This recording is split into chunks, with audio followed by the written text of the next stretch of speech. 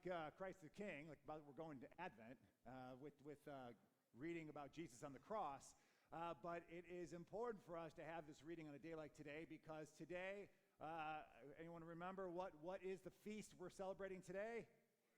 Christ the King Sunday. Christ the King. And it's been moved since the 40s to the final Sunday before which season? Before Advent, all right? And Advent is the days leading up to Christ's birth. So the church takes the 4 weeks of Advent to prepare ourselves to anticipate the coming of the Messiah into the world. But before that, we have this Christ the King Sunday, which can be a little bit riveting. And it is a feast day, which means you see the white. We put the white out. White's the sign of victory, of purity, and that is out. So it's a victorious day. And I'll wear this white stole. And as you can see, our dearly beloved Sister Kay, put all the colors of the season of the Episcopal Church on our CFW stained glass windows that we have here on the side. But the church just sort of was made originally for Christianity for dummies. You can just follow along the colors, look at the symbolism to kind of know where we're at. So today we would be over here in the white on this Christ the King Sunday to prepare us for the coming of Advent. And with that, we get Jesus on the cross. So why is that? I'm glad you asked that, Daryl. So Christ the King Sunday has not been around for a very long time. It was actually 100 years ago, almost to this day. It was December 10th that Pope Pius XI in 1925 initiated Christ the King Sunday. Now, why did he do that? He was very intentional about this. Christ the King Sunday started because the world was upside down in 1925. So you have a pope who's in Rome, and as he's looking around his area, what's going on there? Well, right in his home country or right outside the Vatican is Italy, of course, and Italy has a movement of fascism happening. You have Mussolini, who in 1922 went into Rome and said, he pronounced himself Il Duce, right? The leader. Right? And so fascism was moving through, and where an ideology and a single Messiah-like person was going to help and lead Italy to be this great and powerful country. Then you looked over to Germany, and in 1922, you have this upstart political leader wrote Mein Kampf. That was about racial superiority and about totalitarianism. And the seeds of Nazism were just starting to grow and to spread around that time, and it's definitely in 1925. The seeds were just starting to happen. Where again, this singular, this kind of a worship of a state. And so you can see really there was more of a nationalistic movement that was happening in Germany. So you have fascism that's in Italy, you have a nationalism that's happening in Germany, and then you look over to Russia, and Lenin had died. You have Stalin coming in right around that time, who is starting to consolidate power. They are closing churches, they are putting pastors and priests in prison. And again, the ideology that the state is the one that has all the power, the state is the one that has all the truth, the state is the one that has all the progress. And so Pope Pius XI is saying, wait, hold up. We're seeing this switch of allegiance, this allegiance now that's going to worship ideology and maybe even a single earthly person who says, I am the one who can lead us back to this great victory, this great place in Italy and in Russia and in Germany. So Pope Pius's call to this in his encyclical of Christ the King was an act of holy resistance, which the Vatican doesn't have the best record sometimes, and I'll say this as a clergyman, of having holy resistance against some of the fascist and communist powers of the world. There have been times when we could even say during World War II that they weren't the ones who really the Pope could have pushed back even harder on what was happening in Nazi Germany and with the Jews. It was sort of like a hands-off approach. But you have Pope Pius XI, who is really like this holy resistance of saying, no, we don't have earthly kings like that we put all of our trust in, and we don't have these nations and these ideologies that say this is the way and the only way. He's saying if you're not worshiping God, then you're going to be worshiping state. And if you're worshiping state, then it becomes an idol. We are starting to fall into worshiping idols, which throughout the biblical narrative is part of the pattern of the human experience. God lifts up, God creates, Then man gets excited. Man gets like, oh, I like this. Maybe I can start worshiping other things too for whatever reasons. Man sins. Man crashes. God redeems, lifts him up again. We're doing all right with God. Oh, wait, this is a shiny object over here. This looks nice. And then the sin comes. We crash. God redeems. We come back up. So it's this cycle that's happening. But this cycle was just 100 years ago. Here we are again, where we just had a 3-week seminar over at the temple on religious nationalism. And not just a conversation in the States, but a conversation throughout the whole world. And we're starting to see this call again, where is this idea of a state, or a state even intermingled with religion. When you put the two together, now we're saying, is that what you worship? And we all know states come and go. The gospel is forever. So why would you ever want to pair a state and religion? One is faulty. One is human-made. One can't be the prophetic voice if it's intermingled with a very flawed and human creation. So the church must be the separate allegiance, because if the church is ever in bed with the state, well, now the state's doing favors for that church or for that religion, and now they're working together. And now this can't be the prophetic voice to say, hey, hold up, no, wait, we only have one king, and that king is Jesus Christ. And we follow a different king than mostly what culture would want to worship. And so today on this Christ the King Sunday, it's important for us to be looking, and the temptation we all have in humanity is to start worshiping idols that is not fully embodying the love of Jesus Christ. So Christ being king, very different king than what all the people of Israel were expecting. We want that Davidic king. We want the warrior. We want the sword. We want the one who could come in, who can strike down and bring us back to the great place that Israel was. And there's still a feeling of that, to have this one person, to be this preeminence, this movement to take it all over.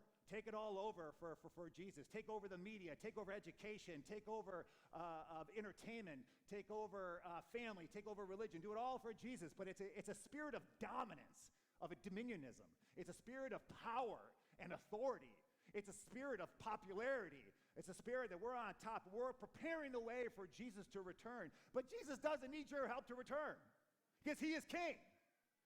He's the one who runs his gospel, and the gospel that Jesus is proclaiming, and this is where, are we ready for this type of king? And I'm not sure if we still are ready for this type of king, because that is the power of Christ the King. It's the cross.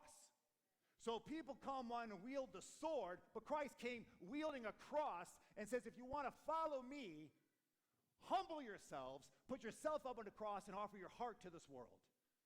Don't strike them down. You don't want others to bow down to you. You find the power of Jesus Christ by bowing down to others and by washing their feet. This is a whole different kingdom, friends. And Christianity is at a place right now where there's a little bit of a popularity contest going on. About, yes, we're the foremost, and maybe we could be supported and even lifted up by the government, and we could be so powerful and be so good. That's not what it's about. That was Constantine. Constantine wanted the power, wanted a state religion, not Jesus.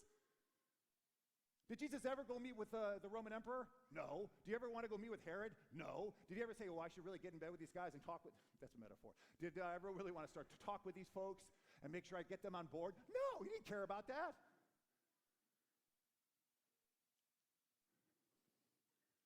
We need to be careful about this. Because when we do that, we lose the prophetic voice of the gospel, because now we have these strings attached to great and mighty power. But the power of the gospel is one that's found through servitude and humility. We worship a king that when he is the king of all kings, he is the Word made flesh. In the beginning was the Word, and the Word was God, and the Word was with God. That Word came down to earth and walked amongst us to be God incarnate. And when he came, he lowered himself below the angels.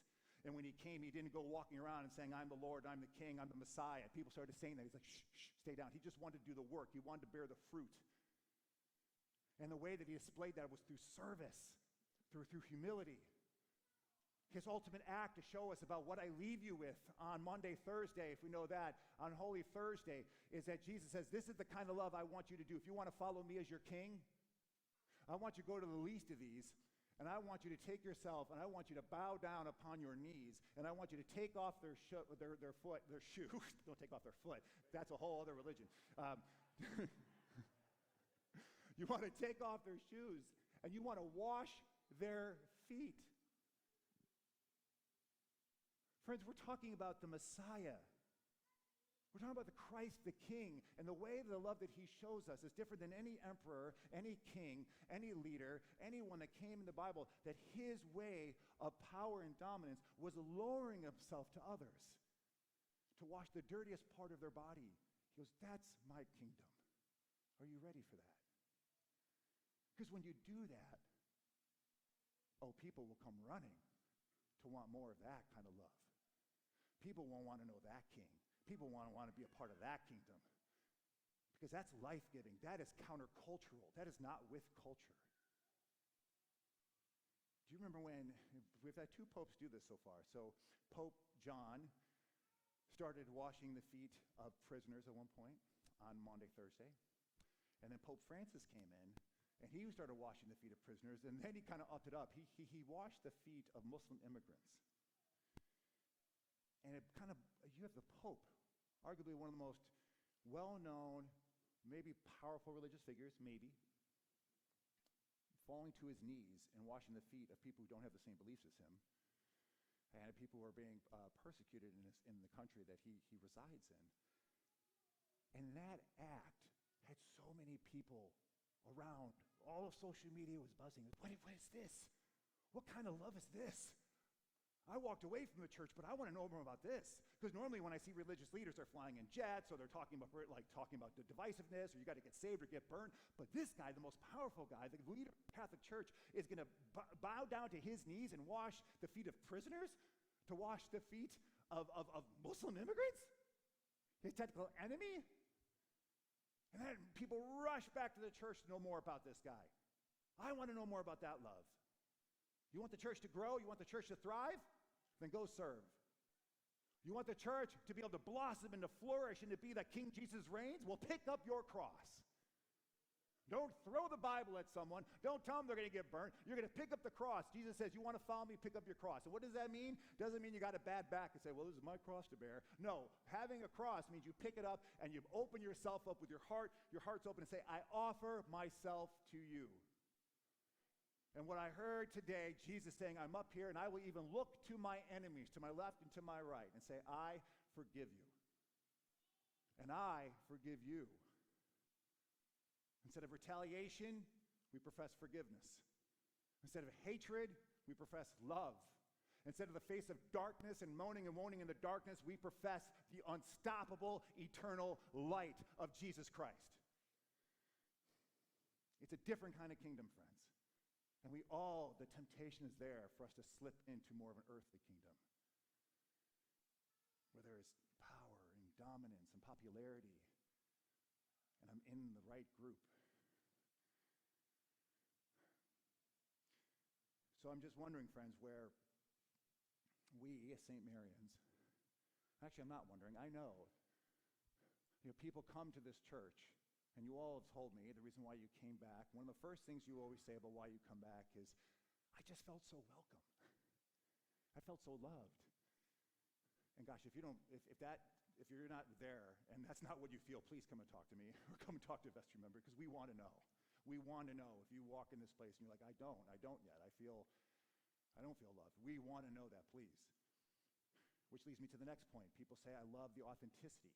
You guys don't act like you got it all figured out. You guys know you're imperfect, because we know who's the king, and we know who we are. We're all fellow sinners, and we're just trying desperately to follow this Jesus, the King of all kings. And then the other part that I hear is about walking the walk, and this gets back to the Pope washing the feet. So I think we're desperately trying to walk the walk here. We're not just trying to be Sunday shoppers and show up and get my fill just so my week feels good. No, I want to go out there and make a dent in this world, Jesus. I believe in your kingdom. a kingdom that calls me to the marginalized, a kingdom that calls me to the hungry, a kingdom that calls me to the poor, a kingdom that calls me to the left out and those who are lost and going, I want to be part of that kingdom. I see brokenness out there. How is my church answering that brokenness? There's a reason why you guys are so gaga over Family Promise and working with the church works with Family Promise to try to unsolve the unhoused issue. There's a reason why you get excited knowing that at times we do have friends sleeping on this campus and living here. Right now we had to stop it for a second because we're getting a lot of hand, but we'll get back there again. And there's a reason why you like that we have Eve, a community care coordinator. So when people walk into our office or in desperate situations, we, the church, is funding a person to just meet them and greet them and give them dignity and kind of be their concierge and say, no one else is going to listen to you, but I'm here to pray with you and to love with you. And how do I help you not just take care of your crisis in the moment, but in your long-term soul care and also housing care? That gets you all excited because you want fruit to be born. How do we continue to follow this King Jesus who calls us to make a dent in this world and build this kingdom? What does that kingdom look like for you in Martin County? Does it just mean we just dominate all the different institutions? We got the big old brand of St. Mary's? Or is it that we are a church that sees brokenness and hurt and pain and loss, and we just want to rush to pick up our cross of sacrificial love and to serve others by falling to our knees and washing their feet? Put me in, Coach. Put me in. I want to be part of your healing power, Jesus. I want to follow that King. I don't need the power. I don't need the authority. I don't need the status. I don't need the cross around my neck to say that I'm in the special club of being a Christian. I don't need to go and throw out my Bible and everyone know that who I am. No, they will know me and my faith by my love. Period. You want to bring people to Jesus? Show it through your love. Barking at them about Jesus, not going to get you too far. But showing that love and showing up them at their most desperate situation and falling to your knees and washing their feet, that's a metaphor, but doing that, you win them over, and they want more of that. And this place, this whole world is desperate for that. That, to me, is the start of a revival.